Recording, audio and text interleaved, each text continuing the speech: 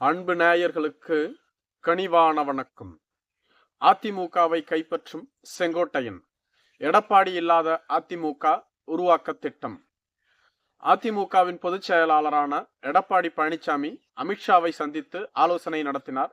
இந்த சந்திப்பின் பொழுது அவரோடு கே.பி. முனுசாமி, சி.வி. சண்முகம், தளவாய் சுந்தரம் மற்றும் எஸ்.பி. வேலுமணி போன்றவர்கள் உடனிருந்தார்கள். இந்த சந்திப்பின் பொழுது அதிமுகவின் தற்போதைய நிலை என்ன, அதிமுக கூட்டணி குறித்த ஆய்வுகள் மேற்கொள்ளப்பட்டதாகவும் சொல்லப்படுகிறது.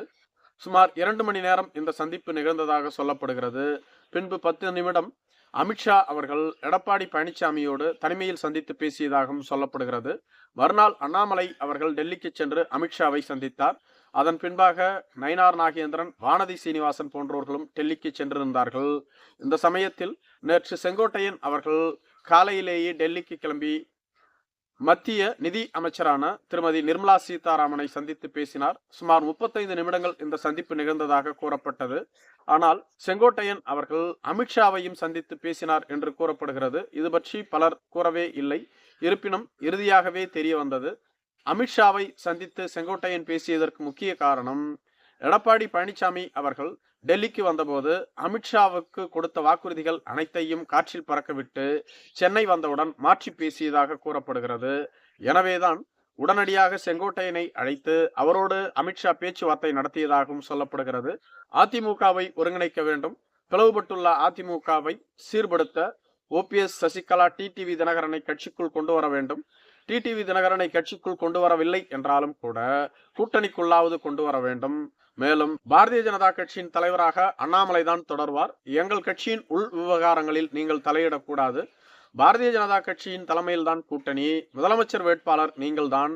அதே சமயத்தில் எங்கள் கட்சியின் தலைமையிலான கூட்டணிக்குள் ஒரு சில கட்சிகளை நாங்கள் கொண்டு வருவோம். அதற்கு எத்தனை தொகுதிகளை கொடுக்க வேண்டும் என்பது எங்களுக்கு தெரியும். அதில் நீங்கள் தலையிடக்கூடாது. எங்களுக்கும் 117 தொகுதிகளை வழங்க வேண்டும். 117 தொகுதிகளில் நீங்கள் போட்டியிடுங்கள், 117 தொகுதிகளில் நாங்கள் போட்டியிடுகின்றோம் என கூறியதாகவும், மேலும் பாரதிய ஜனதா கட்சி அதிகபட்ச தொகுதிகளை கொங்கு மண்டலம் மற்றும் தென் தமிழகத்தில் கேட்பதாக சொல்லப்படுகிறது. இதுதான் அதிமுகவிற்கு மிகப்பெரிய தலைவலியாகவும் இருந்து வருகிறது. அதிமுக வெற்றி பெறக்கூடிய பல தொகுதிகளை அமித்ஷா கேட்டதாக சொல்லப்படுகிறது. எனவேதான் அனைத்திற்கும் அங்கு சரி என்று தலையசைத்துவிட்டு சென்னை வந்தவுடன் அதிமுகவிலிருந்து பிரிந்து போன சசிகலா, ஓபிஎஸ்ஐ மீண்டும் கட்சிக்குள் இணைக்க மாட்டோம், அது ஒருபோதும் நடைபெறாது, ஓபிஎஸ் அதிமுகவில் இருக்கவே தகுதியற்றவர் என கடுமையான விமர்சனங்களை முன்வைத்திருந்தார். இதற்கு முன்பு கூட எடப்பாடி பழனிசாமி அது போன்ற விமர்சனங்களை முன்வைக்கவில்லை. இதன் வெளிப்பாடுதான் அவசரமாக செங்கோட்டையனை அழைத்து ஆலோசனை நடத்தியதாகவும், எடப்பாடி பழனிசாமி பல விடயங்களை ஒப்புக்கொள்வது போன்று இங்கு சொல்லிவிட்டு தமிழகத்தில் மாற்றி பேசி வருகிறார். எடப்பாடி பழனிசாமி ஒப்புக்கொள்ளவில்லை என்றால் எடப்பாடி பழனிசாமி இல்லாத ஒரு அதிமுகவை உருவாக்க அமித்ஷா திட்டமிட்டிருப்பதாகவும், அதில் முதல் ஆப்ஷனாக இருப்பது செங்கோட்டையன் தான் என்றும் கூறப்படுகிறது. எடப்பாடி பழனிசாமிக்கு சரிநிகர் போட்டி செங்கோட்டையனாகவே இருப்பார். எடப்பாடி பழனிசாமியும் கொங்கு பகுதியைச் சேர்ந்தவர், செங்கோட்டையனும் கொங்கு பகுதியைச் சேர்ந்தவர். எடப்பாடி பழனிசாமிக்கு உள்ள ஆதரவு செங்கோட்டையனுக்கும் உள்ளது. எடப்பாடி பழனிசாமி பணபலத்தால் ஆதரவை பெற்றார். ஆனால் செங்கோட்டையனுக்கு தொண்டர்களிடமும் நிர்வாகிகளிடமும் ஆதரவு உள்ளது. பணம் இல்லை என்றாலும் அவரை ஆதரிக்க பலர் தயாராக உள்ளார்கள்.